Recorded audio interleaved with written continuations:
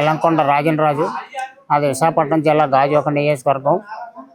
నేను 1982 మార్చి 29న ఎన్టీ రామారావు గారు ఏ రోజు అయితే పార్టీ పెట్టారో ఆ రోజు నుంచి ఈ రోజు వరకు కూడా ఆ రోజు ఎందుకంటే పంచమి తిథి శుక్లపక్షం కృత్తికా నక్షత్రం 4వ పాదం వృషభరాశి మంచి ముహూర్తంలో పెట్టారు కనుక ఈ రోజు వరకు ఈ పార్టీ దిశలో అభివృద్ధి చెందుతుంది. అలాగే ఈ 44 సంవత్సరాలు నేను పార్టీలో పనిచేసినందుకు ఎంతో గర్వపడతాను. ఈరోజు ఈ విధంగా మరి చంద్రబాబు నాయుడు గారు కానీ లోకేష్ గారు కానీ ఇలా మా మధ్యలో కూర్చొని మాతో భోంచేయడం నా జన్మ ధన్యమైంది. నెక్స్ట్ కూడా రాష్ట్రాన్ని కానీ అలాగే పేద ప్రజలను ఆదుకోవడానికి కూడా చంద్రబాబు నాయుడు గారు కానీ అలాగే లోకేష్ గారు కానీ ఎన్నో కార్యక్రమాలు చేస్తున్నారు. అలాగే లోకేష్ గారు కూడా పాదయాత్ర చేసి యువకులను పాదయాత్ర చేసి ప్రజల్లో చైతన్యం తీసుకొచ్చి ఈవేళ యువకులను కూడా ముందుకు తీసుకొచ్చి ఈ రాష్ట్రాన్ని అభివృద్ధి చేయడానికి పేద ప్రజల్ని ఆదుకోవాలని చెప్పి ఆలోచనతో పనిచేస్తున్నారు. వాళ్ళకి ఆ భగవంతుడు ఆయురారోగ్యాలు ఇచ్చి ఈ రాష్ట్రాన్ని కాపాడగలుగుతారని చెప్పి కోరుకుంటూ సెలవు తీసుకుంటాను. నేను 83 నుంచి పార్టీలో బాగా బ్రహ్మాండంగా పనిచేసుకుంటూ వస్తున్నాను. ఈరోజు మళ్ళీ మమ్మల్ని సత్కరించి మా సీనియర్లందరిని పిలిచి ఇక్కడ వాళ్ళు లోకేష్ గారు కానీ చంద్రబాబు నాయుడు గారు భోజనాలు ఏర్పాటు చేసి మాకు ఎంతో ఉత్సాహం ఇచ్చేశారు.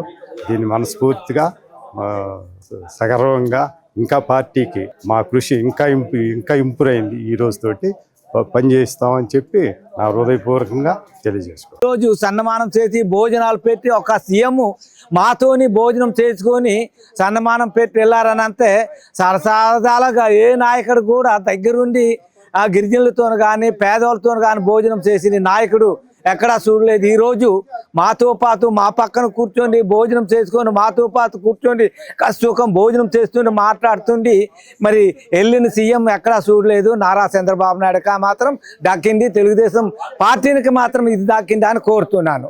నా పేరు మల్లెపు రాము, ఏలూరు నియోజకవర్గం. నేను ఏలూరు టౌన్లో 11వ నెంబర్ క్లస్టర్ ఇన్ఛార్జిని. ఈరోజు చాలా నిజంగా పండుగ లాంటిది మాకు. ఎందుకంటే అసలు నాయకుడిని దూరంగా చూడటమే కానీ ఆయనతో కూర్చొని భోంచేసే అవకాశం వచ్చినందుకు మేమంతా కూడా చాలా సంతోషిస్తున్నాం. పార్టీ ఓడిపోయి 23 స్థానాలకు పడిపోయిన దశలో ఇంకేమైపోద్దో పార్టీ అనుకునే టైంలో చంద్రబాబు నాయుడు గారు తమ సమర్థతతో పార్టీని మళ్ళీ నిలదొక్కుని అధికారంలోకి తీసుకొచ్చారు. మాకు కూడా ఏదన్నా ఇబ్బంది, కుటుంబంలో ఏదన్నా ఇబ్బంది వచ్చినప్పుడు బాధపడిపోయి కృంగిపోకుండా అరే అలాంటి పెద్ద ఆయనే అలా చేసుకొచ్చాడు, మనం కూడా ఇబ్బంది భయపడుకోకుండా కృషి చేసి మళ్ళీ మనం సర్దుకోవాలి, మన లోపాలు సరి చేసుకోవాలని వాళ్ళని చూసి మేము స్ఫూర్తి చెందాము. అలాగే లోకేష్ గారు ఓడిపోయిన మంగళగిరి స్థానంలోనే మళ్ళీ పోటీ చేసి హైయెస్ట్ మెజార్టీతో గెలిచారు. కాబట్టి కష్టాలు వచ్చినప్పుడు కుంగిపోవటం, సుఖాలు వచ్చినప్పుడు పొంగిపోవటం కాకుండా సమయానుకూలంగా వ్యవహరించి పార్టీని చక్కగా నడిపిస్తున్న చంద్రబాబు నాయుడు గారికి మా కంఠంలో చివరి ఊపిరి ఉన్నంత వరకు కూడా ఈ పార్టీకి ఆ నాయకుడికి మేము సేవ చేస్తూనే ఉంటామని తెలియజేస్తున్నాం. పేరు విజయలక్ష్మి అండి. మాది నరసరావుపేట నియోజకవర్గం. డాక్టర్ కోడెల శివప్రసాదరావు గారు 1983లో పార్టీ ఆవిర్భావ దినోత్సవం రోజు ఆయన ఎమ్మెల్యేగా పోటీ చేశారు. అప్పటి నుంచి కూడా మేము కోడెలతోటి అడుగుజాడల్లో నడుస్తూ నేను ఒకటే చెప్తున్నానండి, ఆస్తి హక్కు, విద్య, వైద్యం, వ్యవసాయం ఈ 3 ఇస్తున్న ప్రభుత్వం ఏదంటే తెలుగుదేశం ప్రభుత్వమే.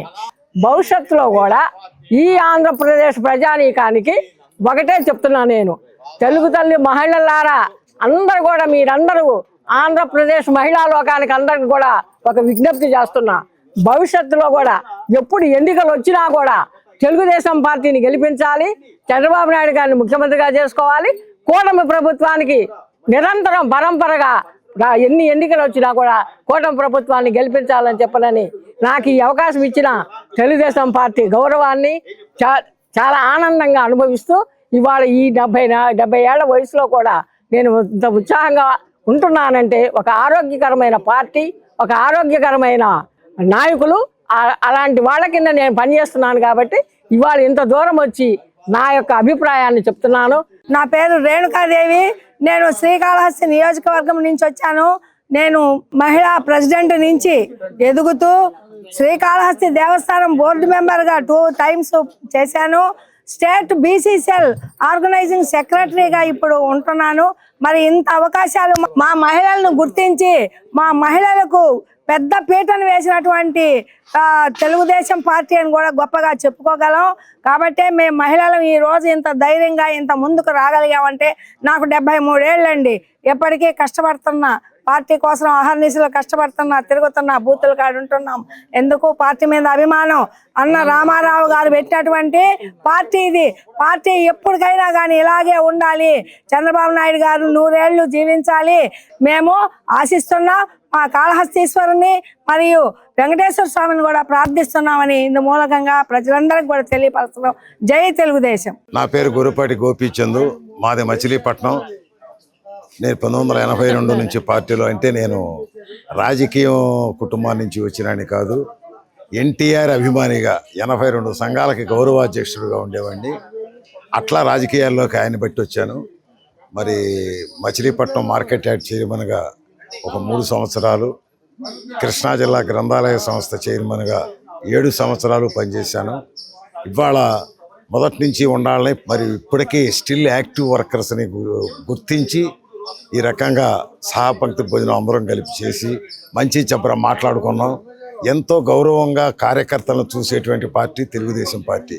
ఈ రాష్ట్రంలో ఇక 2 పార్టీలు. రెండోది ఇక దొంగల పార్టీ.